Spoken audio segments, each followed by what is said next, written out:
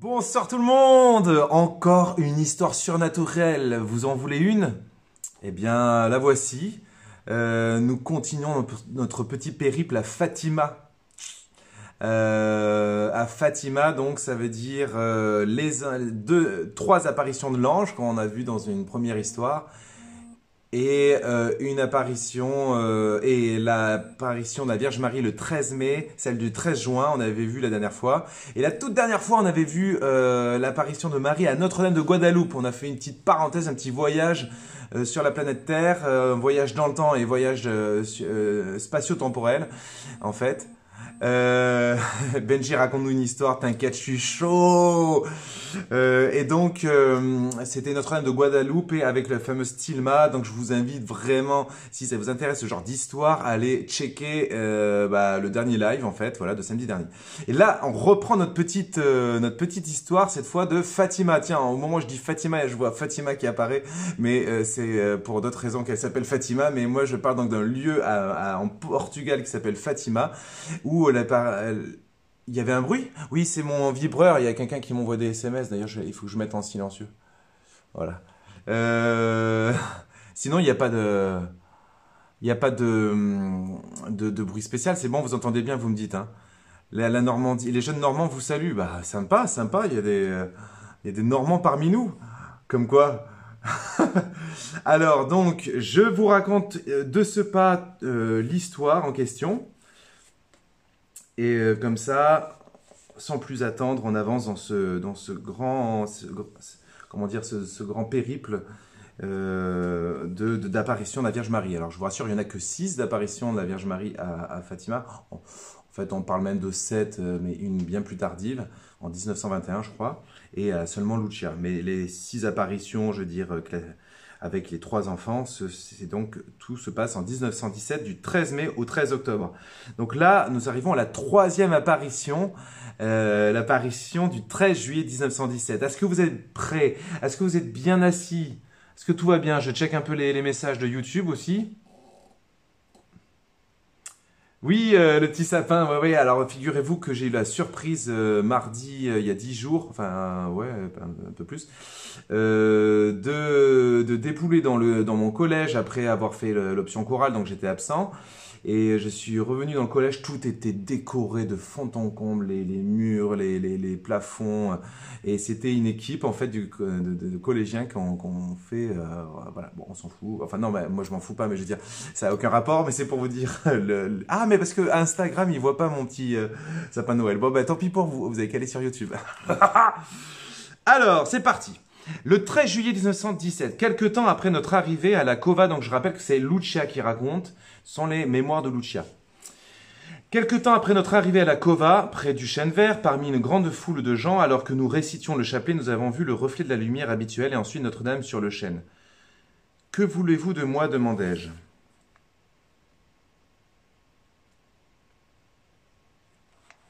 Oui, c'est ça. Vous verrez le sapin si vous êtes sage à la fin. Je veux que vous veniez ici le 13 du mois. Si vous partagez à mort le live, bon, surtout la deuxième partie, parce que celle-là, elle n'est pas en replay. Autant celle-là, elle est en replay, donc c'est pas grave.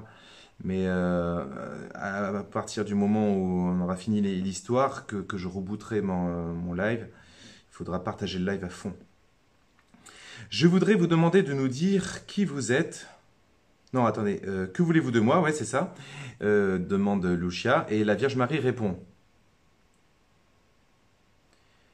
Je veux que vous veniez ici le 13 du mois prochain, que vous continuiez à réciter le chapelet tous les jours en l'honneur de Notre-Dame du Rosaire pour obtenir la paix du monde et la fin de la guerre, parce qu'elle seule peut vous secourir. Voilà, donc déjà, ça envoie du lourd, quoi. Ça envoie du steak. On est le 13 juillet, 3e apparition, la Vierge Marie, pour la 3e fois, demande. Alors, quand on répète 3 fois d'affilée, que c'est même limite la seule fois. C'est même la seule fois qu'on. Qu'est-ce que je raconte? Non, je suis distrait par vos commentaires. C'est la 3e fois qu'on apparaît et qu'on dit à la 3e fois la même chose, je dirais, ça devient presque un ordre, quoi.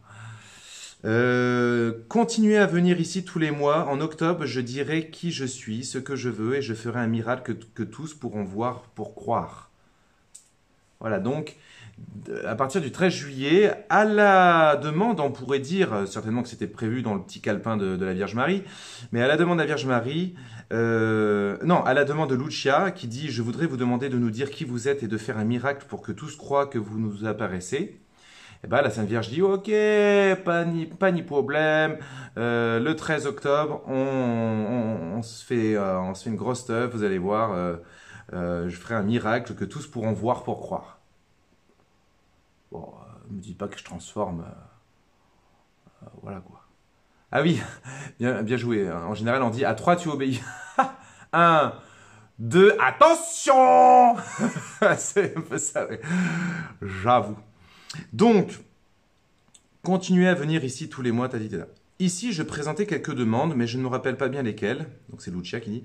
Ce dont je me souviens, c'est que Notre-Dame a dit qu'il fallait réciter le chapelet pour obtenir ses grâces dans l'année. Et elle continua. Ah, c'est intéressant, hein. Donc la Lucia, de la part des gens, hein, confie un certain nombre d'intentions. Hein. Et elle s'entend répondre que il suffit de prier le chapelet et voilà quoi. Hein. Cherche pas, hein. Il y a pas à reprendre. Hein. Donc bon, c'est pas non plus une recette miracle dans le sens que c'est pas magique, mais ce qui est sûr, c'est que nous sommes invités vraiment à nous plonger, à faire confiance à la prière du chapelet. Donc, tac à tac, la Vierge Marie continua en disant « Sacrifiez-vous pour les pécheurs et dites souvent, spécialement chaque fois que vous ferez un sacrifice, « Ô Jésus, c'est par amour pour vous, pour la conversion des pécheurs et en réparation des péchés commis contre le cœur immaculé de Marie. » Là, vous voyez où je vais en venir, il va falloir qu'on répète. Sacrifiez-vous pour les pécheurs et dites souvent, spécialement chaque fois que vous ferez un sacrifice. Vous êtes prêts? Ô Jésus, c'est par amour pour vous, pour la conversion des pécheurs et en réparation des péchés commis contre le cœur immaculé de Marie. Chouette, hein? Enfin, c'est chouette. Enfin, je veux dire, c'est fort. Voilà, pour la conversion des pécheurs et en réparation des péchés commis contre le cœur immaculé de Marie. Ça m'a toujours interrogé pourquoi c'est la Vierge Marie qui demande ça. Mais voyez-vous, la Vierge Marie, à mon avis, ne demande pas ça, pas tant ça pour elle-même que en fait, parce qu'elle sait que rien ne déçoit autant Jésus que de voir sa mère être, je dirais, blasphémée, agressée à travers... il y a beaucoup de... Vous savez, je ne sais pas si vous vous rendez compte, là, nous, on est dans notre petit monde de cathos bien gentil, mais je ne sais pas si vous vous rendez compte à quel point la Vierge Marie est méprisée.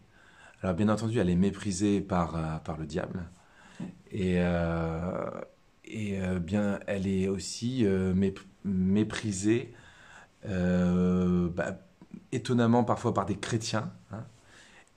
Pas que, je veux dire, d'autres dénominations chrétiennes, hein, que je n'ai pas besoin de citer, mais aussi par des cathos. Et puis sinon, par des ignares qui détruisent, ou alors qui sont pas si ignares que ça, et c'est bien ça le problème. Parce que si c'était que d'ignorance, à la limite, il y a pas un péché aussi grave que lorsqu'il y a conscience du mal qu'on accomplit. Mais voilà, quand on retrouve des statues de la Vierge Marie fracassées au sol...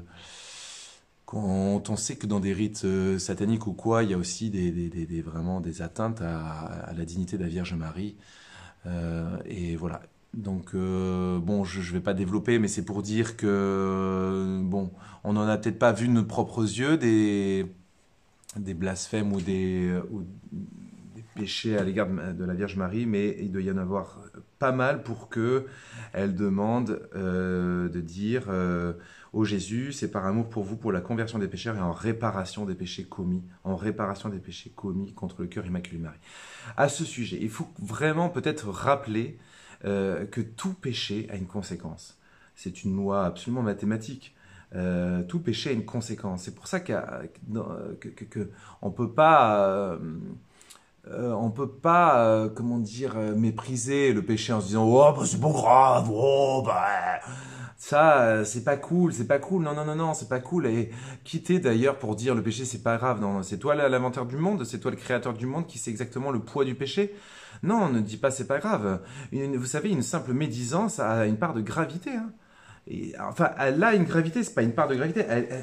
Chaque péché a sa gravité. Sa gravité, c'est-à-dire sa conséquence. Vous voyez, c'est pour ça que... Et puis, on se tire une balle dans le pied quand on pêche. On se tire clairement une balle dans le pied, quoi. Comprenez ça? Euh, Je lis le commentaire. Qu'est-ce que t'as mis, Domari? Il la méprise pas vraiment, il la supporte pas. Il supporte plus l'amour qu'il ne reverra plus. Ah, c'est peut-être par rapport à autre chose. Bon, bref. Qu'est-ce que vous dites là? Elle est crainte par le diable, oui, oui, mais dans les rites sataniques, il peut très bien y avoir des gestes, des rituels à l'encontre de l'Eucharistie et à l'encontre de la Vierge Marie. Oui, comme dit Saint-Suaire là de YouTube, plusieurs statues de la Vierge Marie ont été décapitées récemment aux USA et aussi en France, bien sûr. C'est bien ça dont je parlais. Euh, et alors, donc oui, il y a vraiment une conséquence même de nos plus petits péchés. C'est pour ça il faut prendre au sérieux. Il ne s'agit pas de se culpabiliser à outrance au point de désespérer de la miséricorde. Ça oui, je suis bien d'accord, mais il ne faut pas non plus...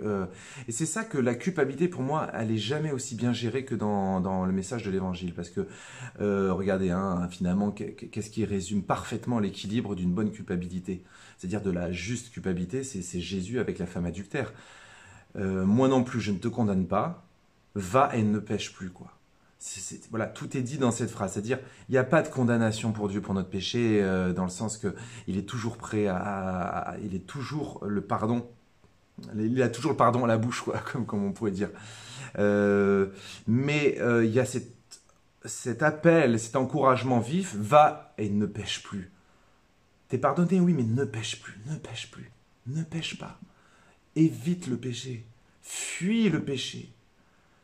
Et si le bon Dieu nous dit de fuir le péché, c'est pas parce que c'est une sainte nitouche, quoi, merde. C'est parce que ça a des conséquences pour nous-mêmes. Mais Dieu nous dit fuis le péché comme on dirait à notre enfant ne mets pas les doigts dans la prise. C'est aussi bête que ça.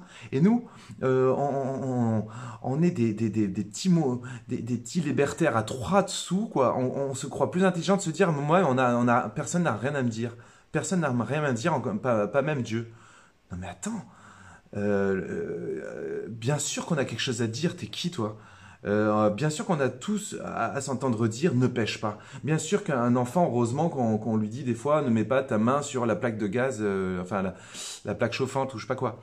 Bien entendu, ça me fait forcément penser à un certain... Bah, attendez, je vais vous chercher le tableau. Je vous l'ai déjà montré, je sais, mais bon, ça fait une petite pause mieux. Ça fait une petite pause animation. J'arrive de suite. Soyez sages. Je compte sur vous.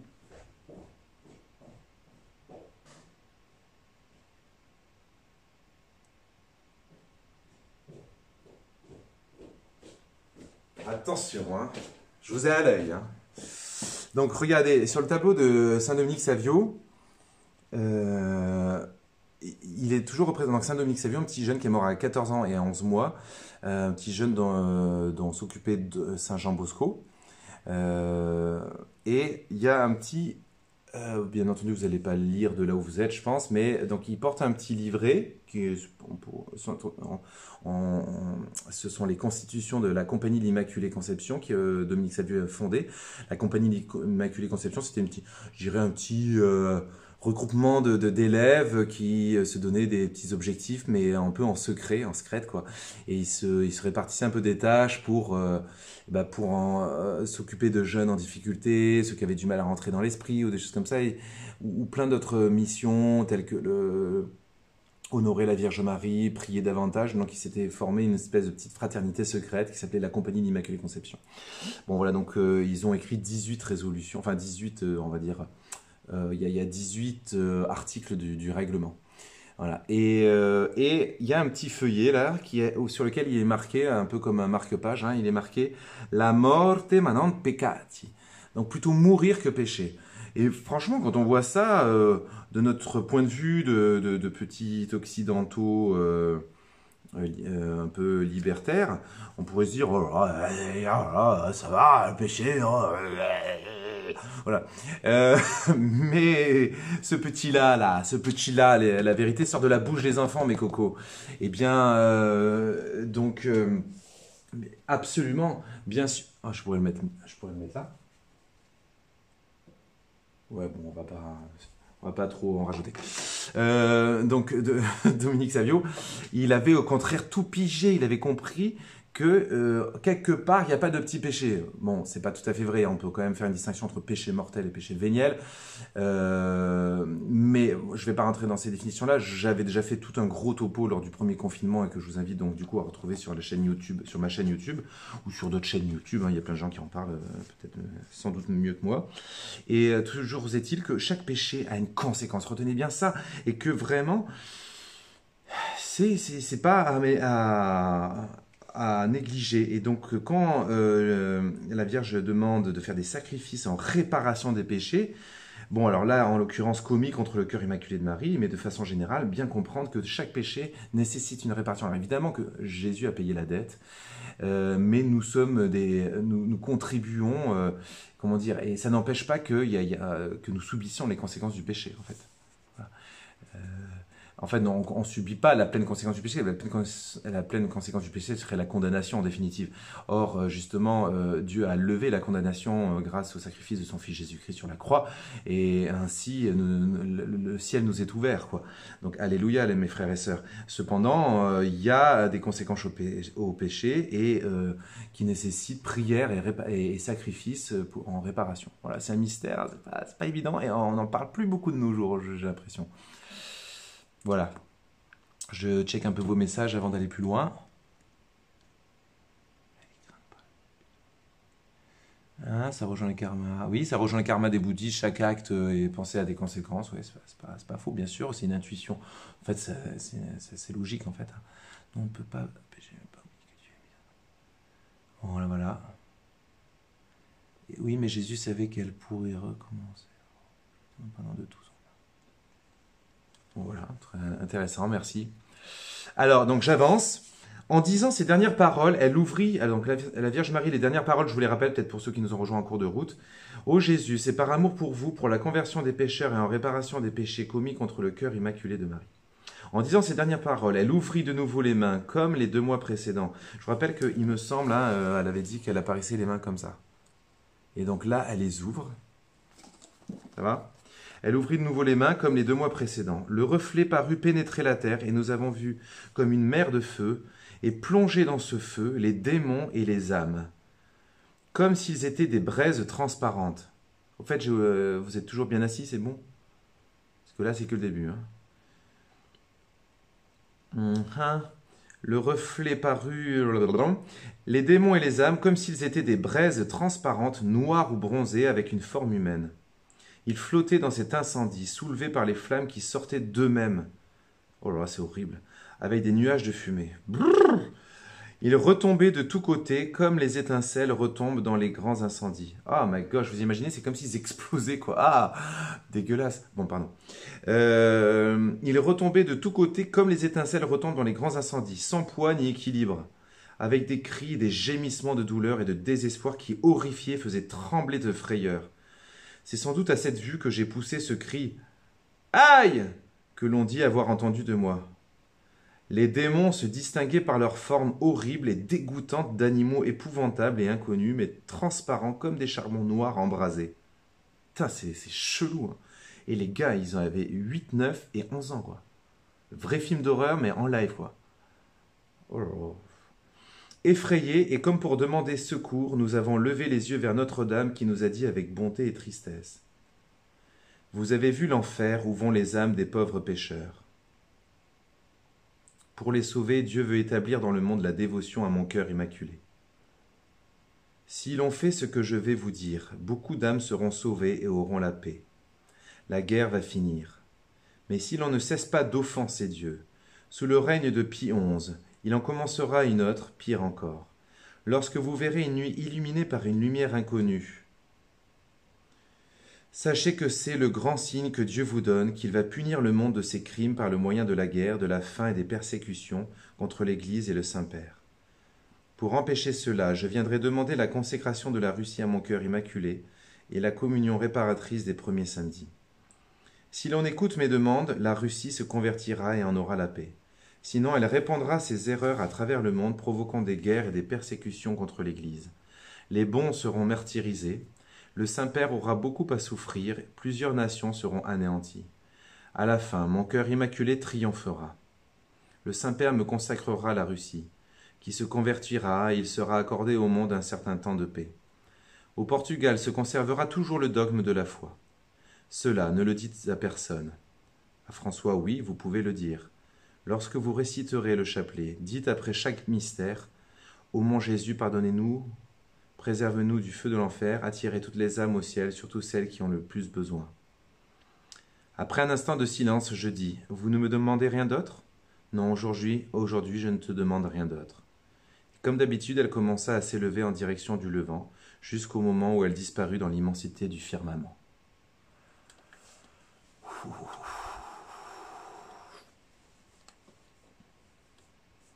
Ça va? Ouais. Bon, là, ça rigole pas, hein, aujourd'hui, désolé, hein. Voilà, la Vierge Marie montre l'enfer aux enfants de Fatima. C'est un peu l'apparition un peu terrible, hein, de cette suite d'apparitions. Donc bon, je ne vais pas relire la description, vous pouvez la trouver, vous tapez apparition du 13 juillet 1917 sur Fatima, vous la retrouverez à tête reposée. On a l'enfer qui est montré voilà, avec des images bien entendu très suggestives, qui montrent la souffrance perpétuelle et hallucinante des enfers, mais de gens qui ne se repentent pas, hein, précisément, enfin qui ne se sont pas repentis. Et la Vierge Marie dit, vous avez vu l'enfer où vont les âmes des pauvres pécheurs. Pour les sauver, Dieu veut établir, donc il veut empêcher à tout prix évidemment ces enfants chéris. Hein, je pense que parmi ceux qui nous suivent là, en cet instant là sur YouTube et sur Insta, je pense que parmi vous il y a pas mal de papas ou de mamans, que vous imaginez bien que le jour où vous apprenez que votre enfant se retrouve en prison à perpétuité ou quelque chose comme ça, vos entrailles vont en prendre cher, quoi. Si c'est déjà vrai pour vous, braves êtres humains, certainement sympathiques, mais certainement pas aussi parfaits que Dieu, imaginez dans le cœur de Dieu ce qui se passe, le cœur infini d'amour qui voit son enfant le plus cher. Il faut savoir que Dieu, là, son infini amour permet d'aimer de façon infinie, en fait. Il l'aime de façon infinie. Il l'aime de façon infinie. Chacun, il n'y a pas de limite. Donc, il l'aime de façon infinie chacun, c'est-à-dire de voir l'une de ses âmes qu'il a façonné lui-même. Se perdre, c'est vraiment quelque chose qui est, voilà, c'est une douleur qu'on peut pas imaginer, en fait. C'est la douleur de Gethsémani, vous savez, donc c'est une douleur qu'on peut pas imaginer. Je pense que les quelques mystiques, ou même peut-être parmi vous, dans la prière, des fois, peut être donné une grâce de un petit peu avoisiner, approcher l'idée de ce que pourrait être la douleur de Dieu pour les âmes qui se perdent, mais ça sera toujours du pipi de chasse qu'on peut ressentir, parce qu'à mon avis, on ferait une crise cardiaque, c'est immense, c'est immense, c'est terrible, quoi, et Dieu se désole. Et donc on voit la Vierge Marie en désespoir de cause, hein, comme son ultime joker, pour justement sauver le maximum d'âmes. Et Dieu aussi tarde, il diffère son retour, il diffère, je dirais, l'avènement que nous attendons, la venue du Seigneur Jésus dans la gloire, comme juge. Parce que tout le temps qu'il peut gagner afin de potentialiser le nombre d'âmes qui pourraient aller se retrouver au ciel, quoi. Je suis ravi, Nassou, de votre commentaire. Donc, la Vierge dit, vous avez vu l'enfer, nanana, Dieu veut établir dans le monde la dévotion à mon cœur immaculé. Si l'on fait ce que je vais dire. Alors, donc, voilà, je répète, hein, donc le Joker de Dieu, on pourrait dire sur l'histoire de l'humanité, Dieu a déjà déployé toute sa pédagogie et sa patience, ses révélations à travers ses prophètes. Et à l'heure actuelle, on peut dire que il est vraiment dans une phase. Nous sommes entrés dans une phase particulière qui est vraiment la phase qui est confiée tout spécialement à la Vierge Marie. Pourquoi la Vierge Marie? Parce que c'est une mère. C'est une mère de tendresse, c'est une mère qui est enfante, qui a enfanté le Christ, mais qui enfante chacun d'entre nous à Dieu. Et son cœur immaculé, c'est sa splendeur, c'est sa pépite, c'est ça, voilà, un petit peu comme je ne sais quel grand roi pour réussir à convaincre je ne sais quel autre grand roi de quel royaume va envoyer sa fille, sa fille délicieuse je dirais en, en héros quoi, avec un H-E-R-A-U-T. Pour vraiment essayer de convaincre l'autre roi, je ne sais pas moi, soit de ne pas finalement attaquer, soit de je ne sais quel accord, d'établir je ne sais quel accord. Et donc vraiment la Vierge Marie est envoyée comme la médiatrice entre Dieu et les hommes en fait. La Vierge Marie, c'est très important, vous savez, de vous cultiver sur la théologie mariale, quoi, hein, sur la mariologie. Alors c'est évidemment un sujet qui est très malheureusement pas partagé par nos frères protestants, qui plus est évangéliques, mais très très très très très très très très malheureusement. Mais bon, c'est comme ça, bien entendu on s'entend sur l'essentiel, hein, cela va de soi. Mais justement, puisque c'est pas partagé par cette autre partie de la famille des chrétiens, que nous, les cathos, au moins, on soit bien, je dirais, instruits, formés à l'école de la Vierge Marie, parce que si nous, on l'est pas, qui le sera, quoi. Et entre parenthèses, les orthodoxes sont aussi des grands dévots de la Vierge Marie. Alors, si l'on fait ce que je vais vous dire, beaucoup d'âmes seront sauvées et on aura la paix. Voilà. Donc vous avez bien compris qu'on n'a pas fait ce qu'elle a demandé. Hein. Ça, je crois que vous avez compris, parce que vu le catalogue de choses qu'elle annonce et que tout s'est réalisé, alors que ça aurait pu ne pas se réaliser si on s'était mis à prier, ça montre bien qu'on ne s'est pas mis à prier. Et que la demande de la Vierge Marie, qu'on pourrait qualifier presque d'obsessionnelle, de prier le chapelet, de prier, de se consacrer à elle, les amis, de se consacrer à elle. La demande de se consacrer à elle, à son cœur immaculé, de prier en réparation, parce qu'il faut prier aussi. Même moi, je m'aperçois que je ne le fais pas assez de prier en réparation des péchés commis contre le cœur immaculé de Marie.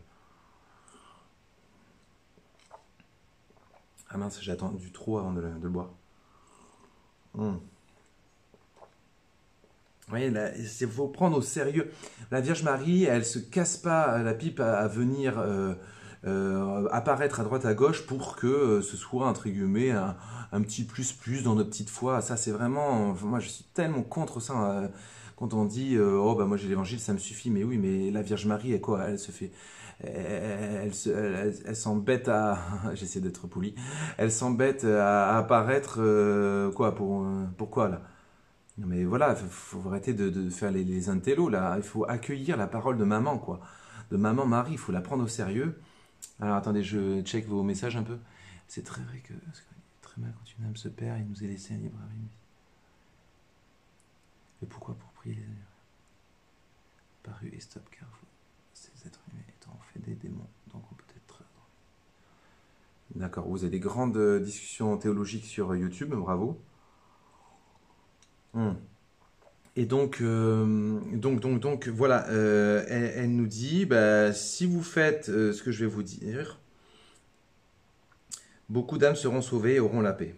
Alors la guerre va finir, bon voilà, la guerre va finir, bon ça encore c'est pas un scoop, bien on se demandait comment elle finirait parce qu'elle n'en finissait plus cette première guerre mondiale. Ensuite, si l'on fait, si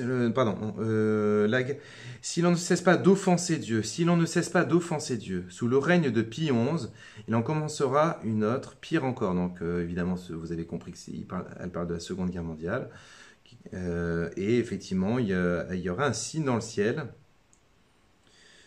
Lorsque vous verrez une nuit illuminée par une lumière inconnue. Donc il s'agit de l'aurore boréale, hein, survenue dans la nuit du 25 au 26 janvier 1938. Ce fut un phénomène extraordinaire que Lucie a toujours considéré comme le signe promis par le ciel. Une aurore boréale visible jusqu'en France au moins. Si l'on écoute mes demandes, la Russie se convertira et en aura la paix.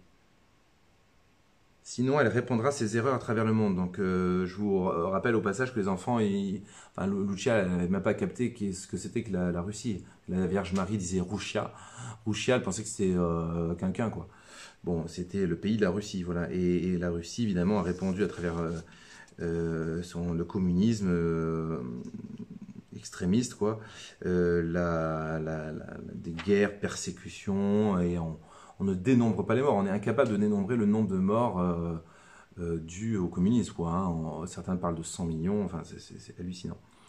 Les bons seront martyrisés, le Saint-Père aura beaucoup à souffrir, plusieurs nations seront anéanties. À la fin, mon cœur immaculé triomphera. Yes. Le Saint-Père me consacrera la Russie, qui se convertira, et il sera accordé au monde un certain temps de paix. Alors moi, je suppose que c'est les années qui nous séparent de la Première Guerre mondiale. Enfin, tout ça, c'est un peu ce qui se passe en différents lieux aussi, hein. Et le Portugal se conservera toujours le dogme de la foi. C'est vrai que le Portugal, c'est toujours ultra catho. Bon, après, c'est pas pour autant qu'ils sont pratiquants, mais voilà. Et donc, voilà. Et ça, c'est un des fameux secrets de Fatima. Non, je ne savais pas que Medjugorje avait commencé 40 jours après. Bah oui, 25 juin, 13 mai, 25 juin, ouais. Ouais. Et donc, évidemment, on fait un lien assez proche entre l'attentat du pape Jean-Paul II, puisqu'elle parle du Saint-Père aura beaucoup à souffrir, et que Lucia avait une vision d'un homme en blanc qui se fait tirer dessus par des flèches, hein, mais voilà, c'est symbolique. Mais voilà. En tout cas, voilà. Voilà, bon, bah voilà pour aujourd'hui. Il y a enfin cette dernière petite prière que la Sainte Vierge nous demande de faire à la fin de chaque dizaine de chapelets. J'espère que vous la faites. Si vous ne la connaissez pas, ben, vous tapez prière au Mont Jésus. C'est vrai qu'il n'y a pas tant de gens qui la font. Euh, Ô mon Jésus, pardonne-nous nos péchés, préserve-nous du feu de l'enfer et conduis au ciel toutes les âmes, surtout celles qui ont le plus besoin de ta miséricorde. Voilà, nous sommes invités à faire cette prière à chaque fin de chapelet. Voilà, bah écoutez, je ne sais pas s'il y a des questions, réactions. Salut, Padre Philippe. Je vais me refaire un petit thé et on va passer à la prière.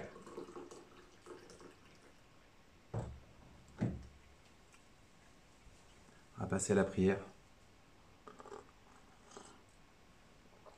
Et bon, bah, les autres apparitions sont intéressantes aussi, hein, donc suite au prochain épisode. Je ne sais pas encore si samedi prochain je pourrai. Je ne sais pas où je ne serai pas déjà en vadrouille samedi prochain. Parce que voilà, si je pouvais un peu me faire un petit tour, ça serait bien.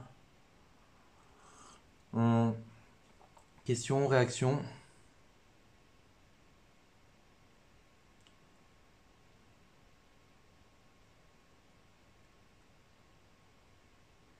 La matière voyage dans l'espace-temps. Voilà, là, je vous avais dit que c'était très théologique, là c'est même métaphysique sur YouTube. Ah, Félix est captivé, mais oui, je sais, Félix, mon petit Félix, chéri. Sarah Guiche, ok. Je le fais, c'est très important. Ouais, ouais, au Mont Jésus. Donc, rappelez-vous, hein, quand vous priez. Alors, donc, conclusion, je vous invite à t'appeler chapelet sur la chaîne de Frère Benjamin, puisque j'y ai consacré soit des petites vidéos courtes, soit au moins une grande conférence. Donc, déjà, pour mieux situer combien, en fait, le chapelet. Personnellement, hein, je ne considère pas ça comme quelque chose de facultatif. C'est quelque chose qui. Voilà, la question ne se pose pas. La Vierge Marie, partout où elle apparaît, elle demande de le prier. Donc voilà, à un moment donné, on est obéissant ou on n'est pas obéissant. Voilà. Donc, sauf que moi, j'ai pas été obéissant pendant quelques temps. C'est aussi que c'est fondé sur ma propre expérience. Quand je suis un petit peu sec comme ça, je devrais pas l'être parce que moi-même, je n'obéissais pas. C'est-à-dire, j'avais considéré que la prière du chapelet, c'était une prière un peu relou, quoi. Et donc, je l'évitais à tout prix. Ben, jusqu'au jour où je suis retourné à Medjugorje et là j'ai quand même percuté sur le fait qu'elle insistait vraiment lourdement pour qu'on prie le chapelet. Et là je me suis dit bon allez je me remets à prier le chapelet, tant pis si ça me gonfle au possible, hein, et je ne vous cache pas que ça me gonfle toujours. Enfin j'ai pas un plaisir, c'est toujours je le fais toujours, je me force un peu à le faire quoi. Ouais. Voilà. Et oh ça sent quand il n'y a pas de faute d'orthographe comme ça, c'est que ça sent le copier-coller là. Euh, Non, parce qu'ils ont mis la prière au mon Jésus, tu sais. Alhamdoulilah. Et donc, qu'est-ce que je veux dire? Le chapelet, c'est vraiment.